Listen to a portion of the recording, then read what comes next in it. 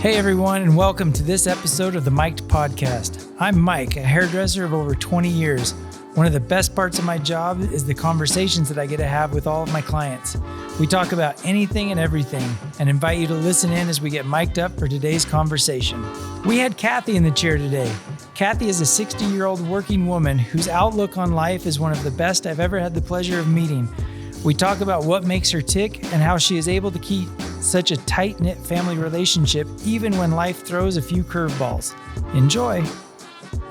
Just make this sound off a little bit, and they'll just think we're like a foreign film. Yeah. It'll be. Yeah, exactly. We could be like Squid Games or something like that. Oh, I forgot about that show. That show's crazy. Squid Games season 2. Is that ever? I don't know if there's. I don't know. I know they're making it, but I don't know. Have you? Because you're a big reader. Have you ever read the book? Is there a book called The Squid Games? I've never even heard that phrase. So the Squid Games. Did you ever see the show Squid Games? Mm-mm. It was on Netflix. It's like this weird, like. It was a Korean. It's a Korean show. Oh, really? So But it's it's dubbed.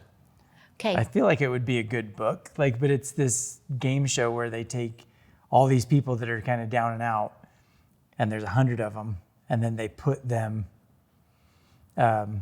in this series of things. But if they don't make it past the certain level, they die. They're all life or death. It's all life or death type thing. Okay. So they're I was not progressing expecting through you to these say rounds, that. Okay. and So you either live or you die. If you die, that's the end. If you live through it, then you get to progress to the next round. Yeah, and the person that makes it all the way through the end wins like a life of money and wealth and everything that they could possibly have. So you take all these people that are down and out and give them an opportunity to basically better their lives, but it's at the risk of them dying.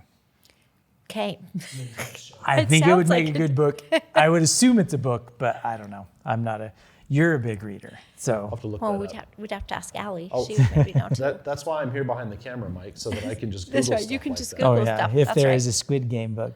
But so like, because like what are you reading right now? Like, do you like that kind of book? Like, if that was a book, would you?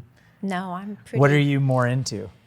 I really like historical fiction, and maybe for me, a book. It's just that there's a character in it that I can care for. But like that you just talked about, that's a book totally completely Nate would love, because he likes suspense and a little bit scary and intense like that. But no, I'm a big fat baby. I'm a big fat baby. I don't like scary. Gosh, I can still remember the first time I read Harry Potter 2, and I was at my parents' house, and my kids were all sleeping, so were my parents, and it got to a certain part, and I can remember closing the book and sliding it under the sofa and thinking, oh, I'll read that tomorrow when the lights are on. So Like I'm it a was too scary. Yeah, so I'm a Really? big fat baby. Yeah. Oh, see, I just read a book. This is one of me and my wife just went on a trip, and one of my goals for that whole trip was to read a book cover to cover, because I've never on a trip. Like, I've read a book cover to cover. I've just never actually read a book on one trip cover to cover. Okay. Which my wife, and I'm sure you're probably like, oh, on a vacation, I'll read like 3 Yeah, or yeah. 4. But for me, it was like the first time really, and I did a lot of research, asked a lot of people, like, what's a good book? What's a good book? And everybody had recommended, well, at least the majority of the people that I talked to, they had recommended a book called Scythe. Have you ever heard of that one? Yes. By Neil Shusterman. Yes, Nate has read It is Yeah, Nate loves it. amazing. Yeah, Nate loves it. And the whole time reading it, because I've always been the kind of person that's like, Yeah, Scythe. it's an It is. intriguing premise. Yeah. Yeah. But I've always been that like, oh, if they're going to make it into a movie, why would I read the book? That's But funny. Scythe is about, it's like in the future, they figured out how to cure death. But by curing death, they've run into the problem of overpopulation and resources being gone. And so they figured the solution is they create this organization of scythes, or these people that are elected or chosen to basically be the angels of death, and they go around and kill people based on, well, it's supposed to be based on, like, in the past, 10,000 people a year would die in a car accident. So we're going to kill 10,000 people this year with car accidents. Or just randomly pick and say, you were the car accident person because you're driving your car today. Dude, there's 4 books in the series, it looks like. Oh, yeah. It is. It's got book 1 on Audible has over 20,000 ratings with 4.5 stars. Yeah. It's amazing. My wife is reading the 3rd one right now. Okay. And it's funny because, why did I put 4 fingers up? 3rd one right now. And she was sitting in bed last night reading it and got to a good part, I guess, and was just like, oh. I was like, what? I thought something had happened. She's like, it's getting good. So Nate loved that book. I've been looking for a new book series to listen to. I have my Audible credits are stacking up, so I'm gonna have to. That might be my next one. Read Scythe and then tell me who you think would play them in a movie. That was the fun part. Who's gonna play them? Are they going to make a movie? Yes. They are. Oh, Apparently. This is by word of my wife because she looked it up. It has been I don't know how it works in film, but if a script has been picked up by someone, it's been picked up, but there's nothing has been done with it. So somebody has the script or the rights to the movie, but nothing's been made yet. So we'll see. I think it'll be great, but I don't know. So there's no books that you're reading that are quite to that level? No. What's been your favorite book that you've ever read? Ever? Yeah. Oh, gosh. I'd have to think because I've always been a reader. So, Or is that like asking somebody to pick a movie and it's like, well, is it a comedy, an action? Yeah, right? Of course, To Kill a Mockingbird, it's amazing. And every time you read it, maybe you, another character is maybe someone that you understand just a little bit differently than maybe at a certain age. And then Jane Eyre, it's a beautiful book. There's probably my favorite line in any book is from that. What's the line? And it basically, like, give me the premise, 'cause I'm not familiar with Jane Eyre. so basically Rochester is telling her, no, he has a crazy wife in the attic and she lives there. And he's asking Jane to stay with him as his quote unquote wife. And Jane is super religious and he's like, no one will know. And Jane's like, I would know and my God would know. And I just love that she knew herself well enough that even though she maybe loved Rochester, her sense of who she was, of that she would have to stay true to who she was. And I love that. Separate and apart than anything else somebody else wanted, she was true to who she was. I loved that. But so the line is, I would know and so would my God. Okay. Basically is what she's saying, and it's great. I love that. But it's an old book. I mean, but that's one of those, that's... It's a classic for a reason, Yeah. right? Yeah. Like Little Women and all those, they're just so lovely. So what, have you always been into reading? Like, what Always. got you into reading? I think just because my parents, probably like Allie is with your girls, I think when your parent reads, then it's more apt that your child will read. Like my son, he's our oldest, and he is reading the Percy Jackson series with his oldest girl. Okay. And I just think it's probably just I grew up in a home of my parents read. So that's just what you did. They read to you, or you just saw them reading? And I'm sure they read to me, but I just remember reading. And my parents, we went to the library and we had bookshelves in our house. So to me, that was just normal, I guess, in the sense of I grew up in a multi-generational home. And so to me, that I didn't understand that was unique. I thought everybody had a multi-generational house. Everybody had a grandma down the hallway. Yeah. So I think it was just that reading was normal. Just not normal. That's just, doesn't everybody read a book? Now, so all growing up, your grandma lived in the house with you? My mom's mother-in-law moved in with them when they had been married a year. Really? Because my dad came from a single just his mom. His dad left them, and his younger brother wanted to serve a mission for the Church of Jesus Christ of Latter-day Saints, and of course my grandma could not afford it. So my dad said to her, you come in and move in with Karen. That was my mom's name. And then that means the two of us together can support Chad. And Chad, of course, that was his youngest brother. And of course, he'd worked and stuff, but missions are no matter what time or money. And so she moved in. My parents were about a year, had been married about a year, and she moved out when I graduated from high school. So like 21 years. Really? Yeah. So And where did you grow up here? In Or- Mesa, Arizona Mesa. was my home. Yeah. Okay. So it was great. I mean, as a child, it was awesome having grandma down the hallway. And she, looking back, I have so much admiration for my mom. That was her mother-in-law. And when she first moved in, it was a 2-bedroom apartment. So, That's got to be yeah, ridiculously and my hard. mom had a baby. And so the baby was in their room. And yeah, and I don't ever remember my parents. I don't ever remember my mom being frustrated. I don't, and my grandma was great. Like, I don't ever remember any discord because of it. So of course, my Uncle Chad got home from his mission and my grandma just stayed. I don't know why. Like, I don't know why she always stayed, but she did. So it was great. And it was just like no Yeah. big deal. Yeah. Man, don't get me wrong, I love my mother-in-law. Right. But if she was to ever move in, I'd probably be like, all right, well.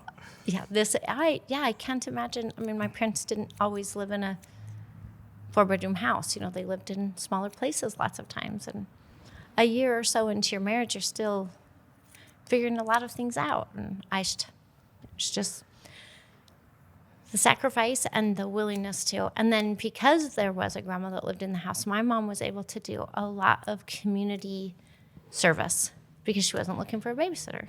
So she could put me, say, down for a nap, and Carrie went, that was my oldest sister, maybe to preschool, and then my mom could go do something because grandma lived there. It's not like my mom used her as a babysitter all the time, but she definitely had some opportunities maybe to be involved in some of the community things that she did because my grandma was available. Well, it's an extra set of hands to help. Exactly. Like, And she made great bread, and she was awesome. Yeah. so do you think, like, I mean, this might be weird. If Nate came to you and was like, hey, guess what? My mother's got to move in. My mother-in-law lived with us for about 3 months when she and Nate's dad separated. Oh, really? Yeah, before they were divorced. And so she lived with one brother for a few months and us for a few months and another brother for a few months. And just while she tried to figure out, was she going to divorce? Was she going to try and figure it out? So. But I mean, you get along with your mother-in-law. I'm She assuming, was 'cause that amazing.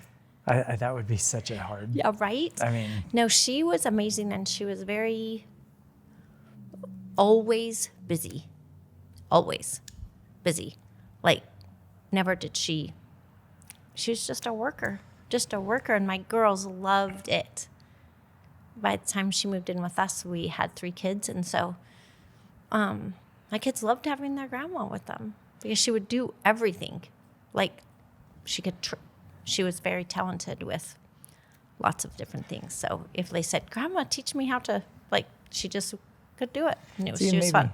Maybe that's the thing. If you had somebody in your house, but they were lazy and just sitting Right. around and you felt like you were Right. always, It'd be so it's basically like adding another kid that you have to clean up after. My mother-in-law was amazing. And my grandma Willis, who lived with us forever, she cooked dinner and she sewed lots of clothes. Like, she was industrious. And so I think she probably worked when Chad was actually serving his mission, but I wasn't born yet, so I have no idea. But my memories of my grandma is she's making bread and she was actually doing something to help. She sewed. I remember taking her a skirt, and I was in junior high, and I said to her, Grandma, I want this. No, it was a pair of pants. I said, I want this pair of pants to be a skirt. And she's like, okay. And she just did. So she was that type of a seamstress. Like, she could do whatever. So she was great. It was awesome. She was awesome. That's crazy. So, I mean, obviously, then I'm assuming you guys have a very, very close family, being that you can live through Right. in-laws being there. It's got to be like, Yeah, because I we mean, actually get along. We well, you like think each other. my grandma passed away. I was 23-ish when she passed away. I mean, she was old. You know, she was an old person. But How old was she? I would think she would be in her 80s because, you know, you think about, and my dad was older when he got married.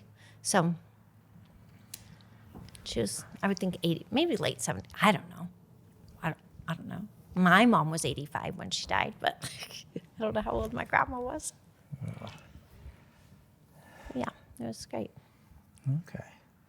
So, what else, like, from your childhood? Were there other? I mean, that would be that's an interesting take on family living. But Yeah. were there other things that happened as a child that you were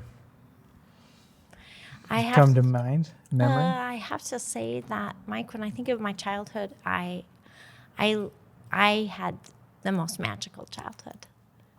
Like, I was surrounded by people who loved me, and we lived on a road that had like 20 houses on it, maybe. And all those people, I mean, as a child, they all loved me. You know what I'm saying? And I just grew up in a magical place and had parents who were stable and loving. And I remember my dad lots of times would say to all of us, he would say all the time, Mike, you will figure it out. And that's a great gift to give your child. You'll figure it out. You'll figure it out. Don't worry. You'll figure it out. Like when you're all worried or, you know. But do you feel like I don't know. I feel like now a lot of times people, they want to do everything for their kids. They want their kids to not figure it out because they're like, well, it's just, this is my way of being able to help you. And so I'm just going to do it Some for of it you. also was my dad was basically saying to us, I trust you that you'll figure it out. Sure, maybe you'll stumble and fall and make a wrong choice or take a detour, but in the end, you're going to figure it out. So even now, I mean, I'm 60 and I can hear my dad's voice. You'll figure it out when maybe I'm dealing with something that's hard or I don't know how to do it. Or I'm like, oh my heck, I didn't know that about myself. And how do I figure? And I can hear my dad's voice. You'll figure it out. I have to say that was something my parents gave me. And I remember I was not popular in high school. I was a big, huge nerd. I was not. I mean, people liked me. It wasn't like I was bullied or anything. I mean, I had a magical childhood. And high school was great. And I remember coming home and asking my mom, hey, I'd really like to maybe try out for student council. And my mom didn't say to me, reality check, what? No, what my mom said to me was, what do you need from your dad and I? Really? That's my mom's response to us, her children. Response. What do you need from me and your dad? So I think that's just my parents both saying to me, we're here, we're right behind you. And also, don't worry, you'll figure it out. They're here. Then, of course, I became a mom and things get different, because they made it look so easy and it wasn't so easy. And I remember my oldest was maybe, 14 or 15, something.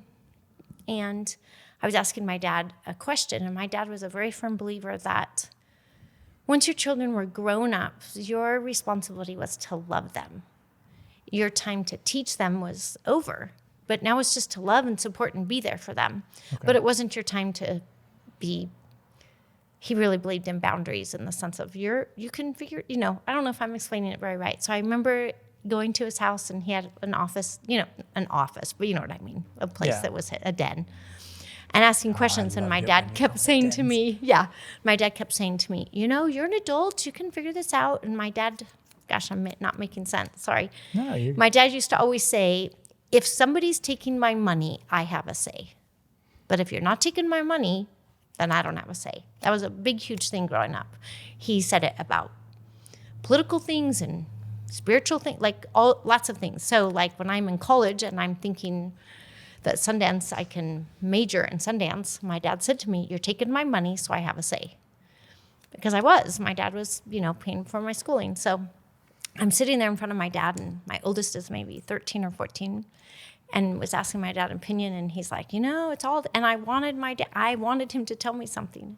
So finally I said to him, by that time he'd stopped being dad and we all called him Papa.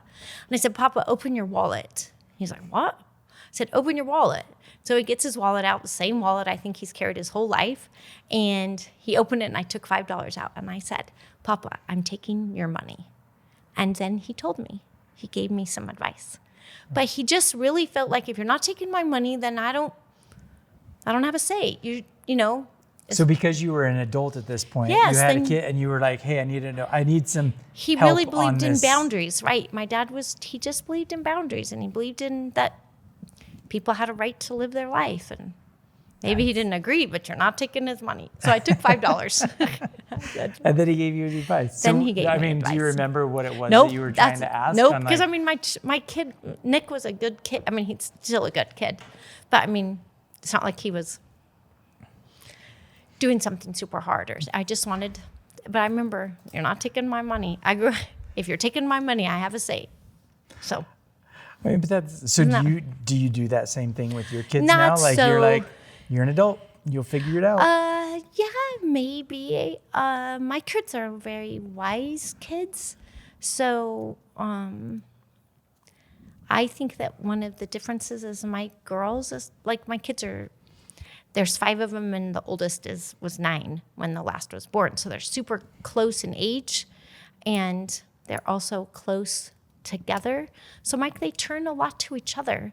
So my second oldest, and Mike, you know all this, but my second oldest is Paige. She and her wife live in London. Okay. And so they came here to us. They got married civilly in London, but they came to ours, and we did a ring ceremony and a party and everything at our house. And something was occurring amongst the kids, but I didn't know. There was like maybe some things they were trying to work out, and I wasn't aware of it. And maybe the next day, Paige came up and she's like, Mom, I just wanted to let you know this and this was happening, but we figured it out. And I just was really grateful as a mom that my children have the type of relationship that they didn't have to come and say, Mom, so-and-so is being like this. And they just figured it out amongst themselves. And I think that's I don't know how it happened, but my children like each other and they go to each other a lot. Not that they don't come to their dad and I, but they turn to each other a lot. It's the same as you growing up in a house where they read a lot, and you learned to read.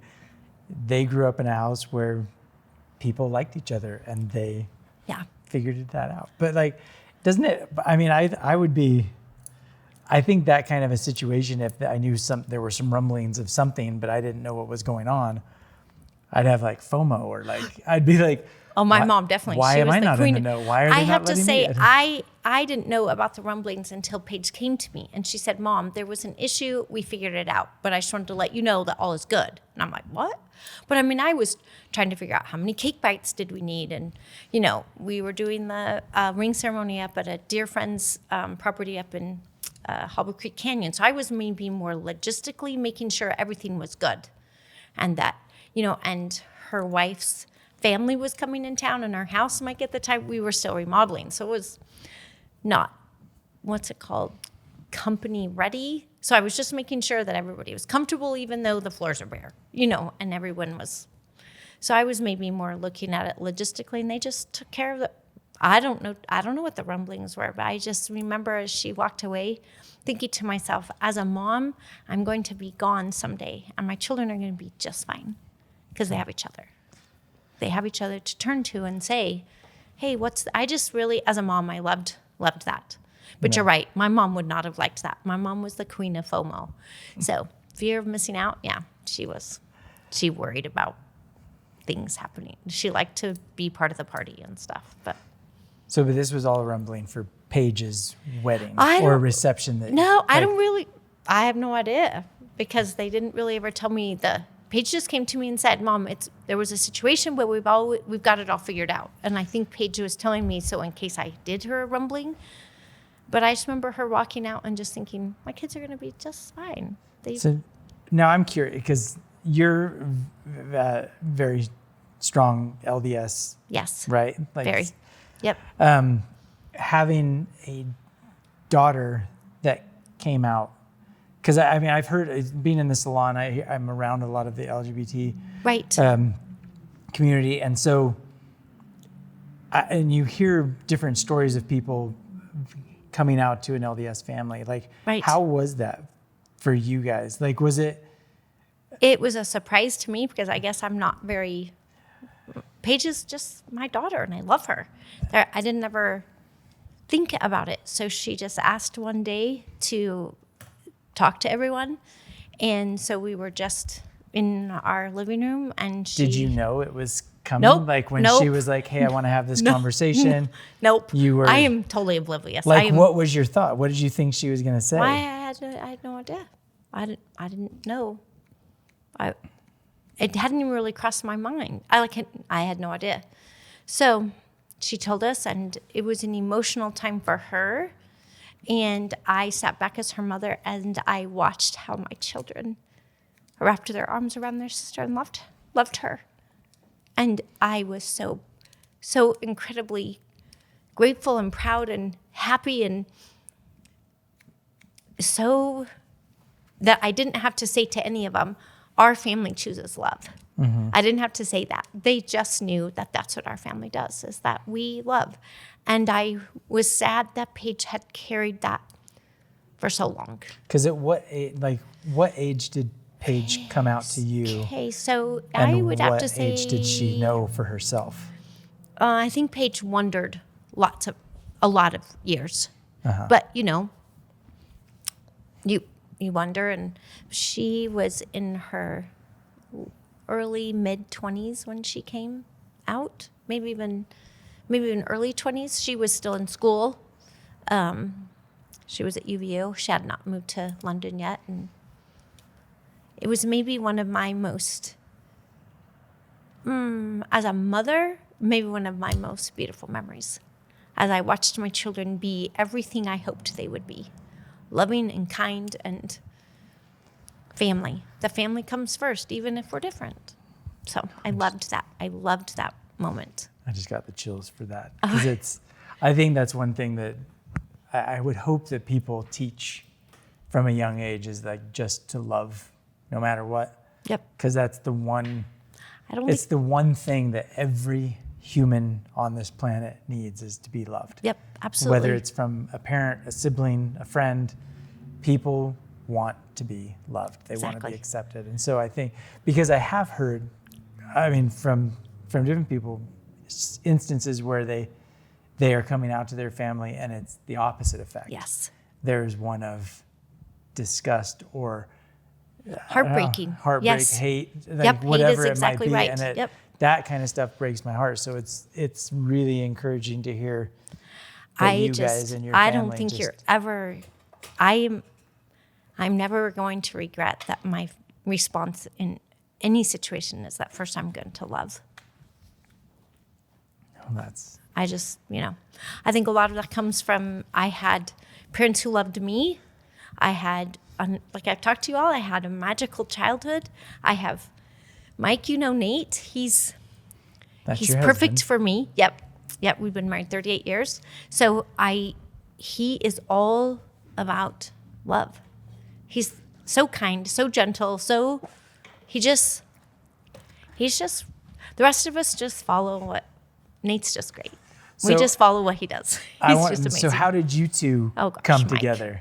Because this is like, truly, it's kind of a silly you guys story. are very, you both have the same values, same principles but where did that connection, and how did that, really like our courtship? Like you want to know that? Okay. How did it all come? Like, what was the day that you were like, oh, well, hello it there, happened Mr. for Nate. me before him, but you've seen Nate. He's beautiful, and I'm kind of a bookworm, so That's maybe not true. different, That's not so, true at he all. grew up surfing, and I grew up reading. So anyway, his parents bought a condo in Mexico in kind of the middle of nowhere. It was kind of this little condo place, and they went one year, and the next year they invited another family, and the next year they invited another family.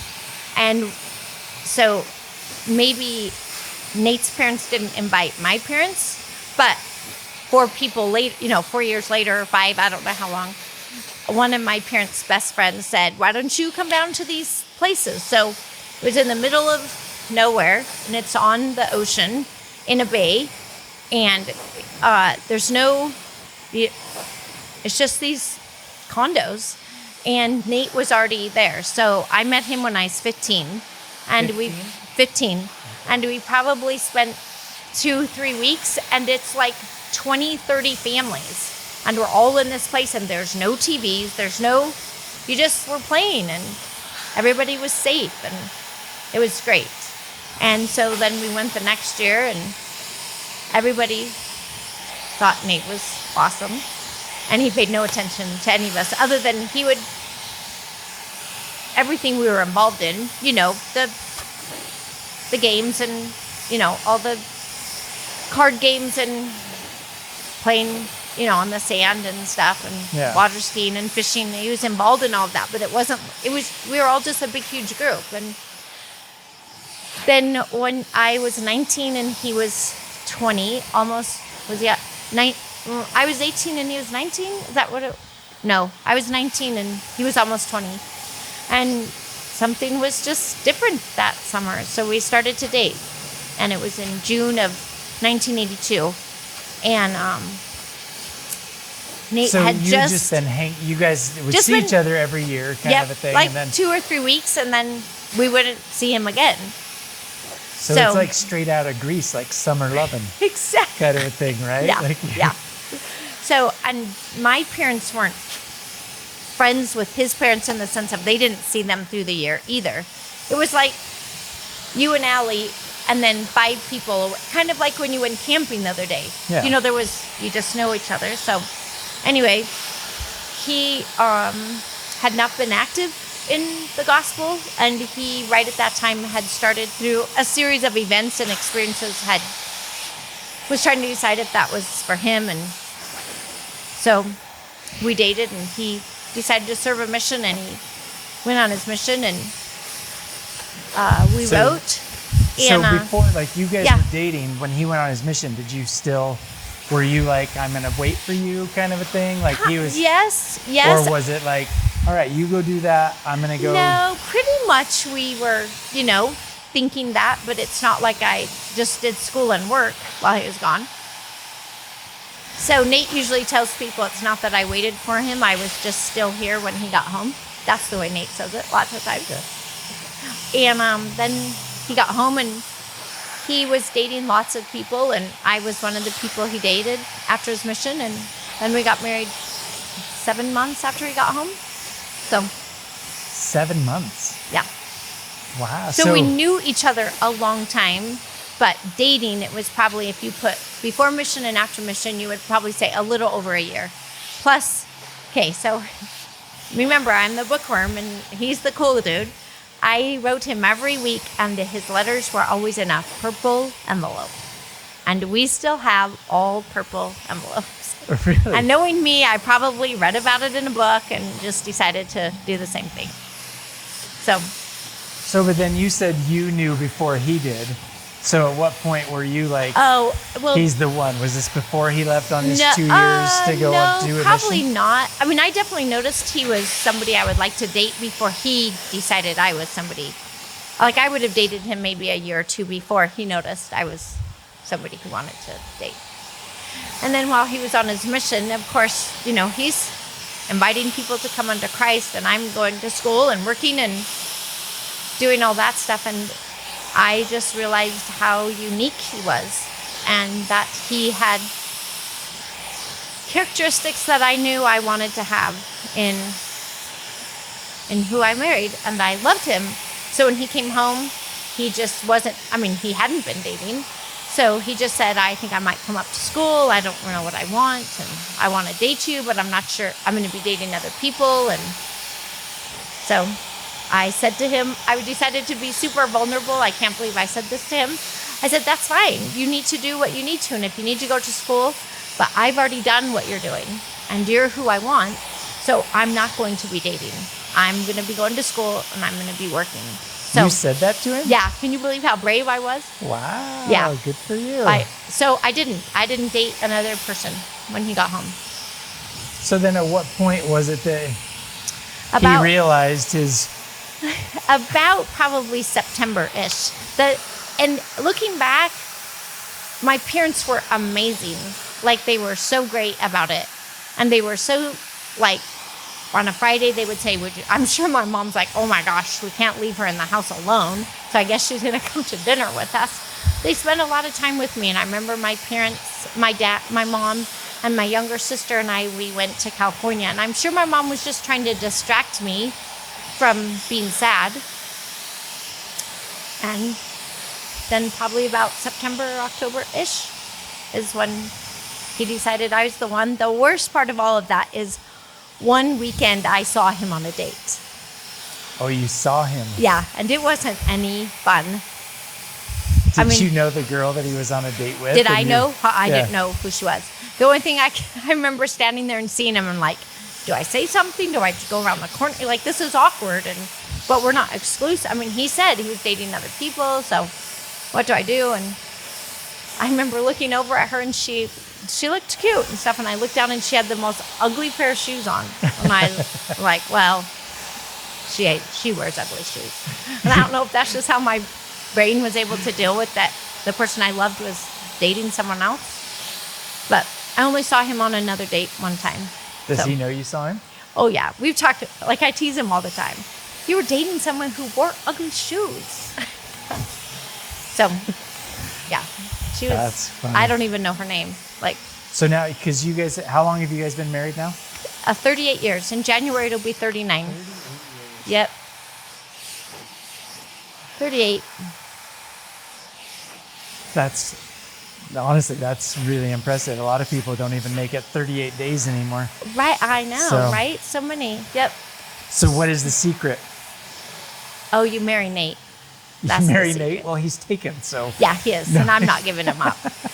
I mean, people ask that, and because some people like have to work harder in their marriages, and it's a choice for them every day to, they have had family and friends have had hard, but really, Mike, I know it sounds dumb, but my marriage is beautiful because I'm married to Nate, and he's just amazing. He's just. But like, there's got to be certain character. Like, what is it that makes a relationship so strong? Like, just strong. Like, because when you guys are together, it truly is like, it's like you're watching a high school couple that's dating for the first time, and you're just laugh. Our missionaries thought the same thing. Like, there is something maybe unique. I think some of it is Nate is such a kind, and we love each other. Like, I would pick him again, but we haven't ever, like, I've been married to him for almost 39 years, but I've known him for a long time. He's never raised his voice, ever. Not that he doesn't get frustrated, not that he doesn't, like today, I'm making dinner, Miranda's birthday. That's my fourth child. She turned 29 tomorrow. And he was putting this handle on the cabinet door because we are close to finishing remodeling our kitchen. And I said to him, that is the weirdest plate. Why did you put the knob there? That is so ugly. Well, he does that for a living. He's a carpenter and a construction guy. That's where they belong. I said, well, I don't like that. So that's kind of our conversation, but it's not like I didn't say to him, you're stupid for putting it there. And he didn't say to me, you don't know what you're talking about. This is what I do for a living. Like, that has never been how we talk to one another. We haven't. So I think some of it's that. But is that just because that's how you were always raised? Like, you guys just don't, or was that something learned? That was something Nate wanted, coming from a home that his parents divorced. There were certain things Nate wanted in a marriage, and it was maybe a conscious choice on his part and maybe an unconscious choice on my part, just because I grew up in the land of magic. My parents loved me, and their friends loved me, and my grandma loved me, and my grandparents that lived, 10 miles away loved me. I mean, I just grew up But with loved. Nate, it was a conscious choice of I want a different marriage than my parents had. So I think his was a conscious choice. And he had a friend, Duke and Alice Cowley. He grew up with them just down the street, and their marriage was different. And Nate says he remembers watching them and saying in his mind, that's what I want. I want a marriage like Duke and Alice. But it's one thing to say, like, that's what I want. It's another thing to actually act on it and make it a reality. Absolutely. And so he just did. And one of those was that, we weren't gonna be yelling screamers. We weren't gonna be people that called each other names. We weren't gonna. But he just is really laid back, human, and I think for us also, I want to be with him forever. Mm-hmm. So I want to build a relationship now that I can have always. I mean, I would pick him all over again. All over again, I would pick him. That's great. Yeah. I mean, is our life perfect? No, of course not. The garage door doesn't open, and, there's been outside things that have been hard, but what's been between he and I has always been easy and good, and he's the first person I think of when something happens, and like he's texting me, he's like, "Has Mike started? What are you doing?" And I said, "He's just finishing up with the person ahead of me, and she has a beautiful story, and I'm trying to be quiet." And I went outside because I started to cough, and I was like, "Oh no, I can't cough in her thing." And so just.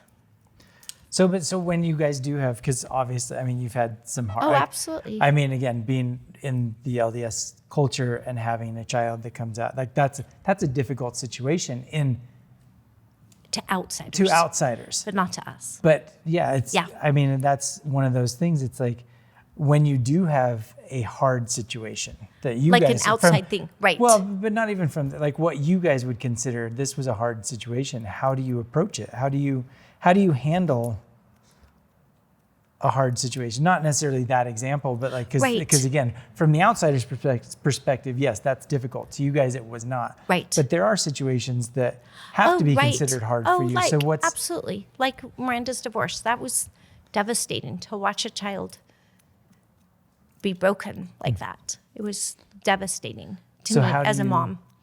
Approach it together. For us, I think it's. We look at life similarly, Nate and I, in the sense of that our foundation is Jesus Christ. So I think that takes a lot. We don't have to, our square one is already figured out because we believe in Jesus. And then the next thing I believe in is that I believe that I have a loving heavenly mother and father who are on my side. And if they're on my side, they're on my child's side, because they also belong to them. And then that's where Nate and I start everything from, is that we love each other, and Christ loves us, and we have heavenly parents who love us, who are on our side. And I believe Heavenly Father and Heavenly Mother, they created the earth. And if they created the earth, then why can't they figure everything else out? Because, the earth's a pretty big deal. So if they figured that out, then they can help me through the Spirit figure out my little tiny things. Because, and I also think that humor is important. I think our God has a great sense of humor. If not, the world would not be as fun. Yeah. You think of the animals. What was he like? Why did the giraffe have such a long neck? And the alligator's frightening. Like, oh my gosh. When I go to the zoo with my grandkids, we do not go to the alligators and crocodiles. And Nick tells me all the time, I'm taking the kids to the Phoenix Zoo. And I'm like, do not go to the alligators. Because they're just, modern day dragons or something. So I think, Mike, thank you for asking. For me, I think that's where it comes from, is those 3 steps are already figured out. And then we just go from there. I like the idea of thinking about a God laughing. Absolutely. It's one of those things I've really never. Well, you think about it because you always think, he's the superior, the higher, and then he's just nothing. Nothing like really, the 10 Commandments. Yeah. Yep. Go and do. Yep. That's how he's portrayed. Oh, yeah. But okay, what are we going to do today? Let's create a blowfish. I know, exactly. That's what I think. Anyway, but maybe that's that. also because that's how my dad was. My dad was this amazing man who had risen from hard. You think about it, he was born in 1931 and his dad left him on Halloween. He left my dad's mom and family on Halloween night in a little tiny town of Blue Water, New Mexico. So I talk about a stigma. I mean, divorce wasn't a little tiny town. And so I just watched my dad become and be. And so to me, the next step is, well, if that's what my dad is like, well, isn't my heavenly father just like that? He's good and he's kind and he's funny and he's probably reads books, because how else would you be able to do unless you learn? And so to me, it just makes sense. But I know I have friends who do not have the father that I had. So they have a harder time with picturing a God like I do. Yeah. It's interesting. I feel like for me, I wasn't able to find a real relationship with God until I had kids. Okay. Because I realized what that would entail, right, being a father. And so I always had struggles trying to figure out what true love from a God meant until I had my first child. And then it was like, oh, yeah, this is what it is. Yeah. But you've put a different perspective in my head as a God. Now I'm going to just look at everything and think, well, that's funny. I bet you had a good time. Exactly. Or they had a good time Absolutely. creating that. I think so too. That's awesome. So I guess as we're getting closer to finishing up, because I got to do a few little finishing touches, is there, what would be your words of wisdom to other parents because I really do. I like I like the way that you have raised a family based on love. I think that principle is incredibly important. So for people that are maybe struggling with it or having, maybe haven't found that niche yet, is there advice that you would give to somebody if somebody was asking to?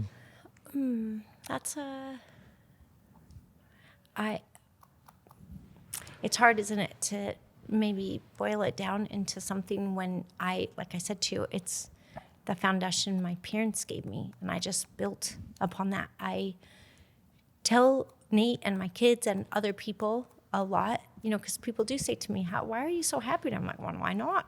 And what do I have that's not? But I did have parents who, my path has missing rocks and detours because my parents walked this before me and kicked lots of rocks out of my way. My dad chose not to be an alcoholic, and because of that, wasn't something I struggled with, was an alcoholic dad.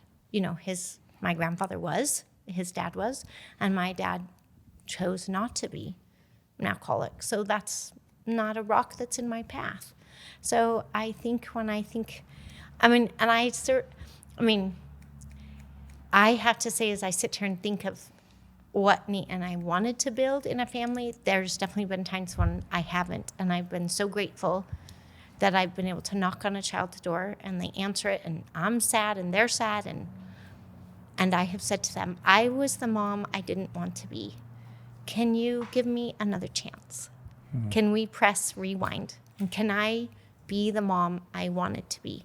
I reacted not how I wanted. Will you give me another chance? To me, I think that's the greatest gift my children have given me their whole lives, is they've given me another chance to be who I wanted to be. That's awesome. That's really... Because my kids are awesome, and they are very gracious with their mom. Very gracious. That's one of those things that I hope I can give to my kids. Hope that I can... but yeah, you've done it, and you've done an excellent job with it, because I've met your kids. Yes, you have. Some of them. I don't know if I've met all of them, but I've met most of them. Yes, you have. Yeah, and they are excellent human beings. They're great. They are building beautiful lives. Well, is there anything else you would like to say before we conclude? No, other than you're fabulous. And I think that when you're somebody who comes in, you're a little vulnerable when you're coming to get your hair done. And if you can come see someone at Mike that you trust, that he can say to you, I have an idea, and you can trust that Mike's idea is going to be better than yours. Because one time I did my idea. Yeah, and Mike knows, yeah, never again did I. Yeah, Mike's amazing. I really appreciate you. I think that it's been fun to we get to talk a lot when I do your hair anyway, but this is a different setting and it's a different way to It's been great. Get to know somebody. Thank you for trusting me. It's been great. It's been awesome. Other than that, okay. Have a good Thank you. Day. Awesome.